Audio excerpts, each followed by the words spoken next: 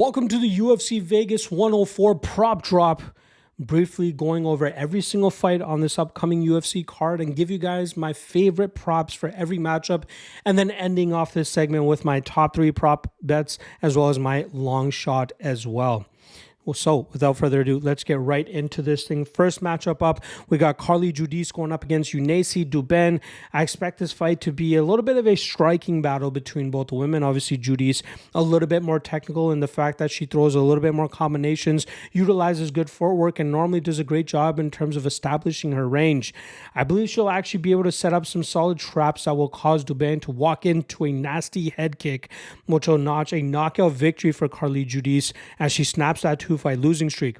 You can get Judice by knockout at plus 350, and then on the flip side, we know Duben obviously cracks with some solid power, but I think she'll struggle to land that power against somebody who's as mobile as Judice. But even if she does, you can get Duben to win by knockout at plus 600, but I like Judice by knockout instead. Next up, Priscilla Cachoeira going up against Josiane Nunes in probably the most meme-worthy fight in a long time. But I expect this to actually be a very entertaining slugfest over the course of 15 minutes, which allows Priscilla Cachoeira to get her hand raised by landing more effective damage over the course of 15 minutes. For her to win this fight by decision, you can currently get at plus 350, which is already a good line alongside the underdog price you can get her at. And then on the flip side, I think Nunes will actually struggle to get off on a lot of minute-winning moments, but if she does win this matchup, it could possibly come by knockout. Cachoeira is usually very difficult to put away, but Nunes has some nukes in her hands when she really lands them clean, and she could potentially pull that off with a knockout coming in at plus 350. But I like Cachoeira to appoint her and win this fight on the scorecards. Next up, Andre Lima going up against Daniel Barez. A fun flyweight matchup here, but I ultimately believe Lima's striking approach will allow him to eventually catch Barez inside the pocket, which will lead to a knockout victory for the Brazilian. You can currently get that prop at plus 375, and I feel damn good about it, especially with his money line all the way up at minus 400. On the flip side for Barez, if he wins this matchup, a lot of it will probably come from him grappling or at least getting some control time, shutting down the striking advantage of Lima. And I think if he ends up winning, it will probably come on the scorecards, which he can currently get at plus 550. But again, that's more of a hedge compared to the knockout prop where I believe Lima will get the victory. All right, next up, we got Josias Musasa going up against Carlos Vera. This should be a pretty violent matchup with Musasa's power that he brings to the table. You can get him to win by knockout at minus 145. I don't normally like playing minus money on specific props. Again, Musasa very raw, very green, but obviously very physical, explosive, and powerful. And that's how he's won the majority of his matchups. For this fight to not go to decision is minus 220, because on the flip side with Carlos Vera, he's going to be the most crafty jiu-jitsu specialist that Musasa has ever faced. And that could potentially lead to some openings in the submission realm for Vera, who is training alongside Ryan Hall. And I think we could potentially see him wrap up some sort of submission, which you can currently get at plus 800. That's not a bad hedge opportunity, especially if you find yourself overexposed on the Musasa side. Like I said, I think Musasa wins by knockout, but minus 145 is not the kind of line I want to be laying on a prop. But on the flip side, as a hedge, Vera by sub, not a bad long shot either. Wink, wink. All right, next up, DR Nurgozhay going up against Brandison Ribeiro. I think Nurgozhay will do a great job in terms of utilizing his grapple-heavy approach in this matchup to take Ribeiro to the ground, and I think from there it's just a matter of time before he smashes him from that top position and eventually gets the finish. I know he got that standing, that head kick knockout on the Contender Series to earn his contract, but I think that was more circumstantial. That was him trying to earn a UFC contract. Now that he's in the UFC, it's all about winning. And the best way he knows to do that, if you watch his regional tape, is by taking opponents to the ground and smashing them. And I expect him to do that here. So you can get Nurgozhay by knockout, minus 110. Again, not too hot on that. But if you want to go round 2 Nurgozhay plus 400, round 3 Nurgozhay plus 500, I can get on board with that. And then on the flip side, Ribeiro does have that nuclear option as he showed off against Bruno Lopez in another matchup where he was a very big underdog. And you can get Ribeiro to win by knockout at plus 550. Not a bad hedge, but I believe Nurgozhay runs the course here. All right, next up, Stephanie Luciano going up against Sam Hughes. I expect this fight to hit the scorecards. I expect Luciano to get her hand raised, but for her to win by decision is minus 195, a little bit too wide. Not to mention, I believe her straight up money line is about minus 225, so it wouldn't be a bad idea just to take her money line straight up if you're just going to play her period. And then on the flip side for Sam Hughes, not a potent finisher. I think Luciano's cardio is good enough to hold up with anything Hughes is going to be trying to throw at her. So I do expect if Hughes to win, she wins it on the scorecards, which is plus 235. But again, I don't think the props are all that valuable in this matchup. I expect this fight to end up hitting the scorecards, which is obviously a heavy chalk. All right, next up, Waldo Cortes-Acosta going up against Ryan Spann. Spann going up to the heavyweight division for the first time in the UFC, taking on a very big and somewhat durable Waldo Cortes-Acosta. Now, I think Cortes-Acosta will do a good job in terms of shutting down the grappling approach we might see from Spann, because I think he'll be behind it if he chooses to just strike with Cortes-Acosta. He might be able to win the first round just off of landing more damage, but as we're accustomed to with Ryan Spann fights, he doesn't find himself all that effective after the first round. And I think if Cortes-Acosta can survive that first round, he will go on to start running away in deep waters. And I think he ends up winning this matchup on the scorecards, just as we've seen him do in the past. You can get Cortes-Acosta to win by decision at plus 190, which is not a bad line at all.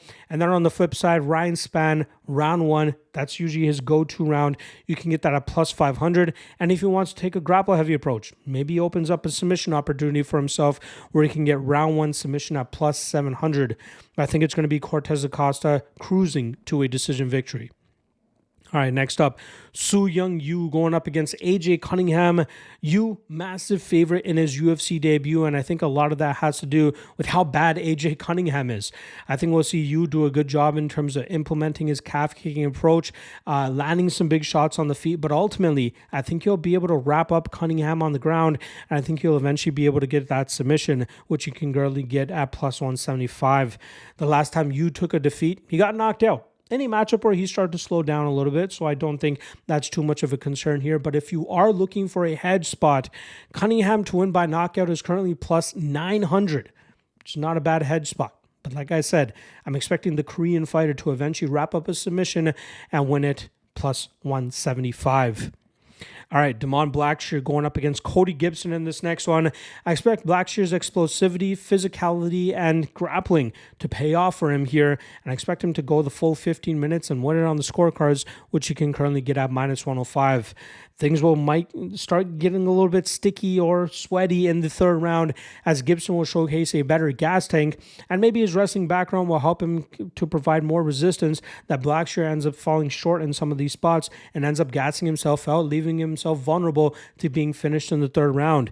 You can get Gibson to win in round 3 at plus 3,700 or Gibson to win round 3 knockout plus 5,000.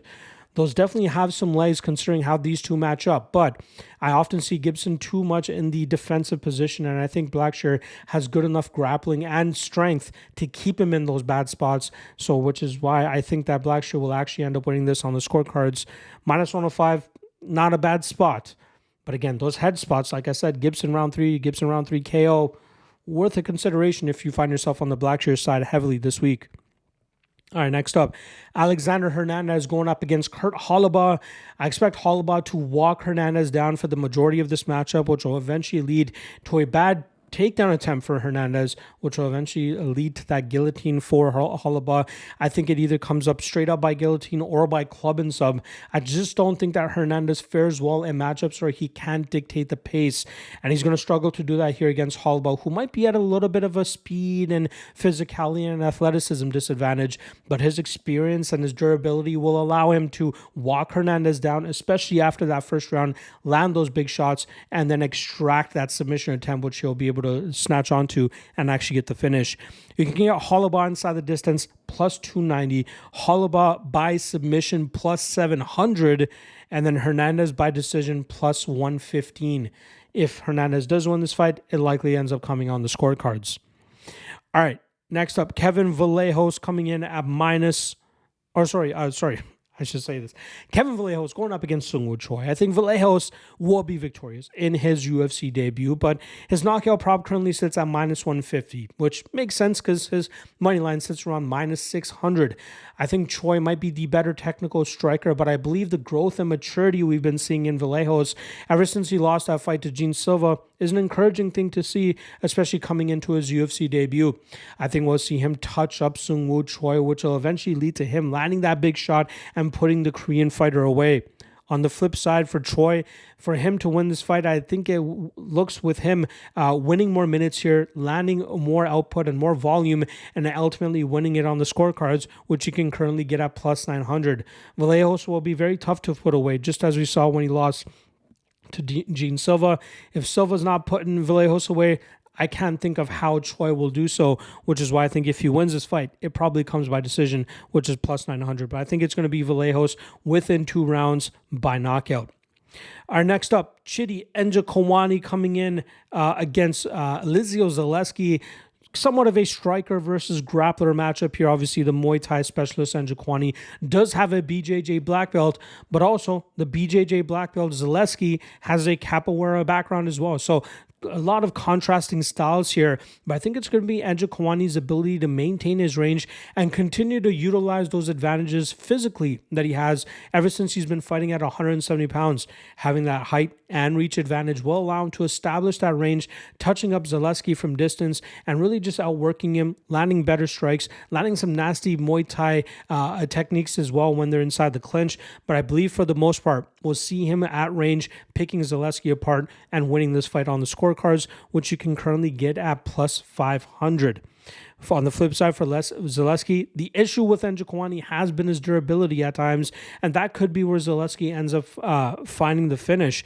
Zaleski by knockout plus 190 is absolutely on the table here, which is why he finds himself as a favorite in this matchup. But I think he'll struggle to establish that as Njokuani controls the striking game here, shuts down the grappling of Zaleski, and goes on to win a decision, like I said, at plus 500. All right. The main event, which is the rematch between Marvin Vettori and Roman Dolidze. Last time around, Vettori was a bigger favorite and ended up winning the decision. Now he finds himself as a slightly less of a favorite. I think he's around minus 140, minus 150 now compared to the minus 200-ish he was at 2 years ago when they fought. But I expect Vettori, just as he always did, to take this fight to the scorecards, which currently comes in at minus 195. But I still believe Vettori will be the better, put together a better body of work. Like Dolidze's optics in terms of continuously crashing forward with big shots might play into the eyes of some of the judges, and you can get Dolidze to win by decision at plus 330. But I think Vettori is going to be the side here, and he ends up winning by decision, which you can currently get at plus 120. Again, tough fight to call on either side. I think maybe just paying the chalk on the fight to go to decision at minus 195 may end up being the best way to go in this matchup, but I believe the veteran in Vettori will end up coming out victorious here and going 2-0 against Roman Dolidze. All right, last week we did hit 2 of our 3 best prop bets, and that's because the third best prop bet ended up getting voided with the Gutierrez fight falling out, but we hit on Joshua Van by decision at plus 165, Justin Gaethje by decision plus 380, and then we were so close to hitting our long shot, which was Ozzy Diaz round 3 KO at plus 2100. If he just put his foot on the gas ever so slightly, he probably would have gotten Jordan Santos out of there, but he still ended up cashing as an underdog for us straight up, so I'm happy about that regardless. So let's get right into our 3 best prop bets here. First one up is going to be Priscilla Cachoeira by decision plus 350. Second one, Andre Lima by knockout plus 375. Su Young Yu by submission plus 175. And then we're going to go with Kurt Holobaugh by submission plus 700 as the long shot. There you guys go. Prop drop for UFC Vegas 105. That is all the content I have for this weekend's UFC card. Reminder, there's a double header of Cage Warriors events. I'll have full breakdowns on the YouTube page. But if you want to find out what my tracked plays are for those cards, check out the MMA LOTN Patreon page. Link in the description below. That's where you'll find all the tracked plays for UFC Vegas 104 as well. And then I'll be back on Sunday to break down UFC London, headlined by Leon Edwards and Sean Brady. Cannot wait to do that for you guys. See you guys then. Peace.